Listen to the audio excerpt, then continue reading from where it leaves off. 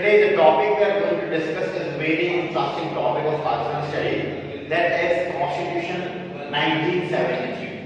Constitution 1973 we are going to discuss in our today's class. In the previous classes we have discussed about the Constitution 1956 and Constitution 1962. Constitution 1956 के बारे में discuss कर चुके हैं और Constitution 1962 के बारे में डिस्कस कर चुके हैं. In the previous lecture we have discussed about the martial law of Yahya Khan, the abrogation जो उसकी abrogated हुआ, हमारा जो constitution है 1962 का, how it was abrogated. अब in this video firstly we need to focus on the background of that particular constitution. फिर उसके बाद हम nature of the constitution पे बात करेंगे. फिर उसके बाद हम main feature, main जो उसके points हैं इस constitution के, उसके ऊपर हम बात करने की कोशिश करेंगे. ठीक है. अब बेसिकली 1962 से शुरू करते हैं क्योंकि लास्ट कॉन्स्टिट्यूशन था. There are 3 constitution in the history of Pakistan. कितने कॉन्स्टिट्यूशन थे? 3 कॉन्स्टिट्यूशन. एक 56 का, एक 62 का, जो कि दोनों के दोनों खत्म, मींस वैनिश हो गए, एब्रोगेट हो गए. अब जो कॉन्स्टिट्यूशन 1953 जो कि एस्टैब्लिश हुआ under the administration of Zulfikar Ali Bhutto. अब उसकी जो भुट्टो साहब की जो एडमिनिस्ट्रेशन के अंदर ये जो कॉन्स्टिट्यूशन है ये एस्टैब्लिश हुआ. यही कॉन्स्टिट्यूशन अभी तक चल रहा है. तो आपसे कोई सवाल करें कि कितने कॉन्स्टिट्यूशन है, तो देयर आर 3 कॉन्स्टिट्यूशन. ठीक है. अब बेसिकली 1962 का constitution established by the Ayub team. Ayub की अयूब साहब की एक टीम थी जिसने इसको अयूब खान साहब ने एक टीम बनाई जिसने इस कॉन्स्टिट्यूशन को एस्टैब्लिश किया. 1962 की कॉन्स्टिट्यूशन को एस्टैब्लिश करने के बाद उस कॉन्स्टिट्यूशन के तहत वो मुल्क एडमिनिस्ट्रेट हो रहा है. ठीक है. अब वो लॉ, वो कॉन्स्टिट्यूशन कब खत्म हुआ? When the second martial law imposed. Second martial law impose हुआ तो उस कॉन्स्टिट्यूशन की कोई वर्थ नहीं रही, because the political parties had a lot of questions on that particular constitution. उनको क्या मिला? उनको कॉन्स्टिट्यूशन के ऊपर क्वेश्चन मार्क्स थे थोड़े, कुछ पॉइंट्स के ऊपर वो उस कॉन्स्टिट्यूशन के मिल बैठ नहीं रहे थे. At that time the parties जो भी उस टाइम की पार्टीज थी वो नहीं कर रहे. ठीक है. अब सेकंड मार्शल लॉ किसने इंपोज किया? That is basically the question. Second martial law was imposed by general Yahya Khan ने सेकंड मार्शल लॉ इंपोज किया. कब किया? 25th ऑफ मार्च 1969 में सेकंड मार्शल लॉ आया.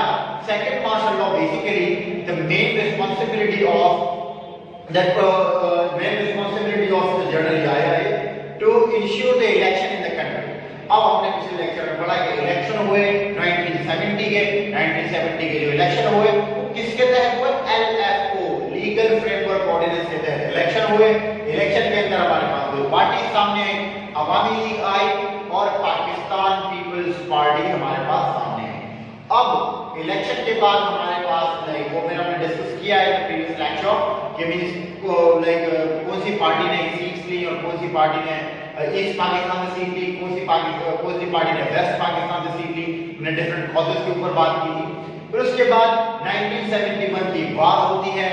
1971 की वॉर के बाद separation of East Pakistan and West Pakistan होता है. ठीक है. मींस बांग्लादेश की एस्टैब्लिशमेंट होती है. अब बांग्लादेश की एस्टैब्लिशमेंट हो गई तो सेपरेशन ऑफ ईस्ट पाकिस्तान हो गया. अब गवर्नमेंट ऑफ भुट्टो जुल्फिकार अली भुट्टो साहब गवर्नमेंट में आ गए. As a martial law administrator मुल्क को रूल करने लगे, मुल्क को रन करने लगे. अब as a martial law administrator because कि कोई कॉन्स्टिट्यूशन ही नहीं है तो भुट्टो साहब किस ओहदे के ऊपर आते? It was basically the question mark. और इस गवर्नमेंट की सबसे बड़ी रिस्पांसिबिलिटी थी भुट्टो साहब की सबसे बड़ी रिस्पांसिबिलिटी थी to make the constitution for the state. ठीक है. क्योंकि स्टेट के लिए कॉन्स्टिट्यूशन का होना बड़ा इंपॉर्टेंट होता है. तो what basically has done by the Zulfikar Ali Bhutto. अब जुल्फिकार अली भुट्टो साहब ने एक कमेटी बनाई, एक पैनल बनाया 25 लोगों का, 25 पीपल के ऊपर एक कमेटी बनाई, एक पैनल बनाया जिसमें हर मकातब फिक्र के उलमाओं को, इस्लामिक स्कॉलर्स को शामिल किया गया और उनको ये इंस्ट्रक्शन दी गई कि आप एक लॉ बनाएं, आप एक कॉन्स्टिट्यूशन बनाएं। उस कॉन्स्टिट्यूशन को एक्सेप्ट किया गया, उन्होंने एक कॉन्स्टिट्यूशन बनाया, उस कॉन्स्टिट्यूशन को एक्सेप्ट किया गया, जो कि कॉन्स्टिट्यूशन आज तक चल रहा है। अब उन उलमाओं को क्यों बेसिकली इंक्लूड कराया गया? क्योंकि इस्लाम के मुताबिक लॉ बनाना चाह रहे थे, ठीक है। अब 14 अगस्त 1973 को ये लॉ इंपोज हुआ। ये लॉ बेसिकली ये कॉन्स्टिट्यूशन कब इंपोज हुआ बेटा? 14 अगस्त 1973 को ये लॉ हमारे पास इंपोज कराया गया। मींस इस लॉ के तहत हमारी कंट्री को रन करना शुरू हुआ। किस लॉ के तहत? 1973। अब इसकी नेचर की बात करते हैं कि ये किस नेचर का कॉन्स्टिट्यूशन है। हमने 56 के लिए कॉन्स्टिट्यूशन की बात की, हमने 62 के कॉन्स्टिट्यूशन की भी बात की, अब इस कॉन्स्टिट्यूशन की बात करते हैं। तो अगर हम बात करें, ये कॉन्स्टिट्यूशन एक रिटन कॉन्स्टिट्यूशन है, means it is in the documented form. ये कॉन्स्टिट्यूशन भी हमारे पास एक रिटन फॉर्म के अंदर मौजूद है। 280 इसके आर्टिकल हैं, 8 इसके स्केड्यूल्स हैं, ठीक है। फिर उसके बाद ये कॉन्स्टिट्यूशन रिजिड है या नहीं है। पहले कॉन्स्टिट्यूशन में हमने बात की थी 56 के कि वो पार्टली फ्लेक्सिबल था, मींस अमेंडमेंट प्रोसेस जो था that was not that much difficult. But इस कॉन्स्टिट्यूशन का जो अमेंडमेंट प्रोसेस है it is quite difficult. The 2/3 majority is required for the amendment, means 2/3 जो आपकी मेजॉरिटी है ये रिक्वायर्ड है अमेंडमेंट। किस कॉन्स्टिट्यूशन में अमेंडमेंट के लिए? 1973 के कॉन्स्टिट्यूशन में अमेंडमेंट के लिए 2/3 मेजॉरिटी जरूरी है, इट इज मैंडेटरी, ठीक है। अब इसके मेन पॉइंट्स के ऊपर आते हैं, बीच इसकी मेन फीचर्स के ऊपर आते हैं। मेन फीचर में इसके ऊपर पहले आर्टिकल में इसमें बात की sovereignty belongs to Allah, means जो भी पावर है वो किससे बिलोंग करती है?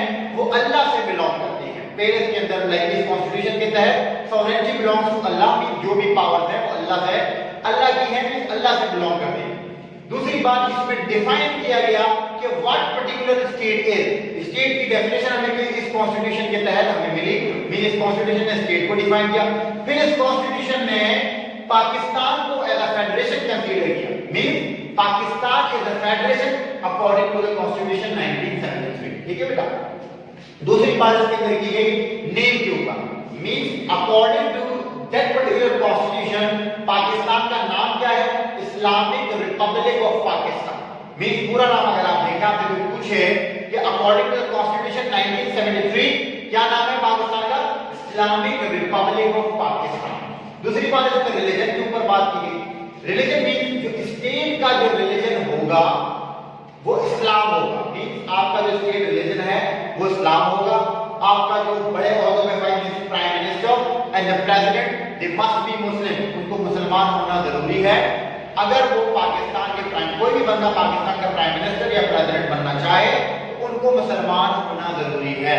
तीसरी बात इसके अंदर ये गई if you want to make law, means अगर आप लॉ बनाना चाहते हैं किसके अंदर? In the territory of Pakistan, so वो Islamic provision, Islamic injunction, Islamic rules के मुताबिक होना चाहिए। If you are making law and this particular law is basically not lying on the rules of, on the regulations of Islam, so you are not allowed to make that particular law in basically in the territory of Pakistan, ठीक है। अब ये तीन चीजें इस religion के portion के अंदर बताई गई। दूसरी बात इसमें लैंग्वेज के ऊपर बात की गई। पिछले कॉन्स्टिट्यूशन में बंगाली और लाइक उर्दू को नेशनल लैंग्वेज कंसीडर किया गया, लेकिन इस कॉन्स्टिट्यूशन 251 आर्टिकल 251 के तहत क्या है? पाकिस्तान की नेशनल लैंग्वेज कौन सी है? उर्दू। पाकिस्तान की नेशनल लैंग्वेज उर्दू को कंसीडर किया गया और ऑफिशियल लैंग्वेज जो है means for the like official language for the office work उसको इंग्लिश को कंसीडर किया गया, means English is the official language according to the article 251 constitution 1973।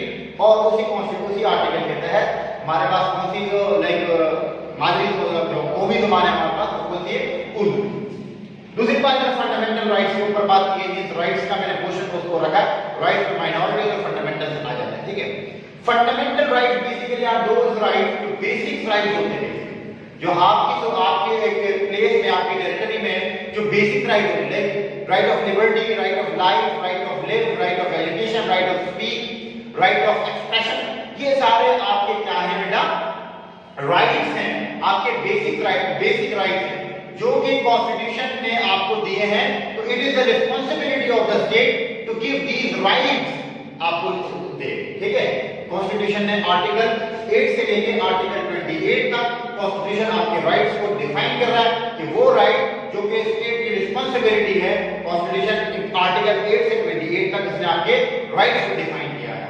फिर इस कॉन्स्टिट्यूशन के तहत आर्टिकल 36 के तहत माइनॉरिटीज को भी राइट दिए जाएंगे।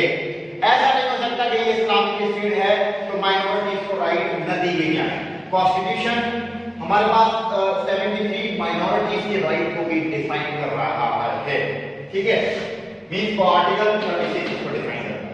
फिर इसमें ऑल आर इक्वल पे बात की गई, मींस लॉ की सुप्रीमेसी होगी, लॉ सुप्रीम कंसीडर किया जाएगा। कोई भी बंदा लॉ से ऊपर नहीं है, all are equal before law, law की सुप्रीमेसी होगी।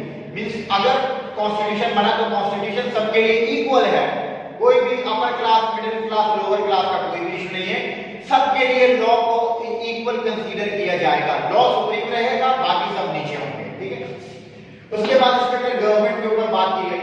अब गवर्नमेंट में हमारे पास कौन सी form of government is like that particular constitution define what type of like government should be there, कौन सी होनी चाहिए, पार्लियामेंट्री फॉर्म ऑफ गवर्नमेंट होनी चाहिए। पार्लियामेंट्री फॉर्म ऑफ गवर्नमेंट का मतलब आपके पास president head of the state, prime minister head of the government, means ये दो आपके पास लोग होंगे।